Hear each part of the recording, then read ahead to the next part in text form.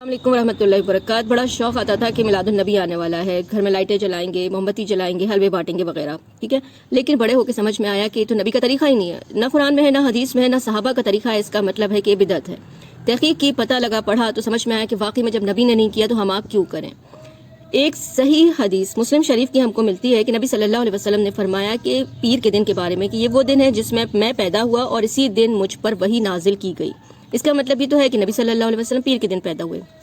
اب پیر کے دن کب پیدا ہوئے، اندازے لگائے کہ آپ صلی اللہ علیہ وسلم عام الفیل میں پیدا ہوئے۔ عام الفیل کون سا ہے؟ ابراہا نے جب مکہ پہ اٹیک کیا تھا، ابراہا کے لشکر نے بیت اللہ شریف پر حملہ کر کے غضب الہی کا شکار ہوا تھا، تو اس میں ابراہا اور اس کے لشکر جب آیا تھا وہ محرم کا مہینہ تھا۔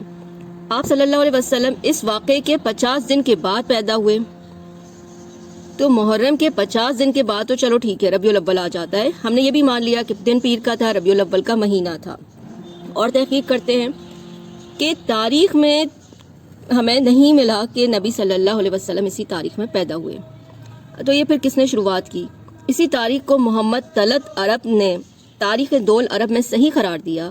کون سی تاریخ کو؟ 9 ربیع الاول کو، کہنے والے 12، 11 اور پھر 9، تو 9 تاریخ کو انہوں نے صحیح قرار دیا۔ مصر کے ماہر فلکیات اور معروف حیاتداں محمود پاشا نے اپنی کتاب، اب کتاب کا نام بھی التقویم عربی قبل الاسلام و تاریخ میلاد الرسول و ہجریہ میں، یہ پوری انہوں نے ریفرنس کے ساتھ دیا، دلائل ریاضی یعنی ریفرنس کے ساتھ بتایا کہ عام الفیل جو ہے یعنی ہاتھی والا سال جو ابراہا نے اٹیک کیا تھا وہ ربیع الاول میں، مہینے ربیع الاول میں یوم الاثنین کی صحت کے پیش نظر اور نبی صلی اللہ علیہ وسلم ابراہیم علیہ السلام کا انتقال یوم وفات پر سورج گرہن ہوا تھا، یعنی کہ جب ابراہا نے اٹیک کیا تھا اس ٹائم اور نبی صلی اللہ علیہ وسلم کے بیٹے ابراہیم جو فرزند ہیں ان کی وفات کے وقت سورج گرہن ہوا تھا۔ اب انہوں نے پورا حساب کتاب کی بات ہو رہی ہے، یہاں پہ پورا حساب کتاب لگایا جو میرے سامنے ہے، میں پڑھ کے بتا دیتی ہوں۔ تو آپ صلی اللہ علیہ وسلم کی ولادت کی تاریخ 9 ربیع الاول ہی آتی ہے اس لحاظ سے، جبکہ شمسی عیسوی تقویم کے حساب سے نبی پاک کی ولادت کا وقت 20 اپریل 571 بروز پیر کی صبح ہے۔ یہ جو محمود فلکی تھا، ایسٹرونومر تھے، انہوں نے کئی صفحوں میں اس بات کو ڈیٹیل میں بیان کیا ہے۔ صحیح بخاری میں ہمیں ملتا ہے کہ ابراہیم رضی اللہ عنہ جو نبی صلی اللہ علیہ وسلم کے بیٹے تھے، صاحبزادے تھے، کے انتقال کے وقت سورج گرہن ہوا تھا، اور یہ واقعہ 10 ہجری کا ہے۔ اس وقت آپ صلی اللہ علیہ وسلم کی عمر 63 سال تھی۔ پھر اگر آپ پورا کاؤنٹنگ کریں گے اس حساب سے لگانے سے 10 ہجری کا گرہن 7 جنوری 632 عیسوی کو 8:23 پر لگا تھا۔ اسی حساب سے یہ ثابت ہوتا ہے کہ اگر قمری 63 برس سے پیچھے ہٹیں تو نبی پاک کی ولادت کا سال 571 عیسوی ہے، جس میں ازرو قواعد ربیع الاول کی پہلی تاریخ یعنی 12 اپریل 571 کے مطابق بنتی ہے۔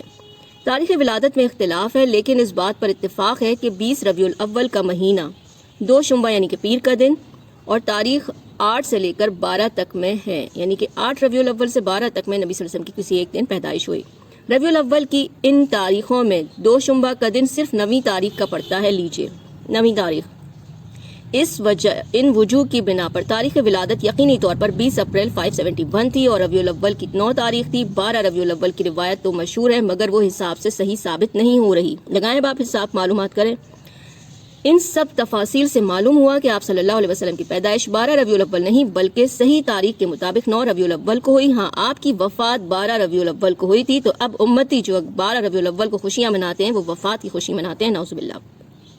یہاں صرف ہمیں اتنا ہی عرض کرنا ہے کہ ہمارے بھائی جس تاریخ کو خوشیاں مناتے ہیں، وہی بات جو میں نے بولی وہ انہوں نے لکھی ہے۔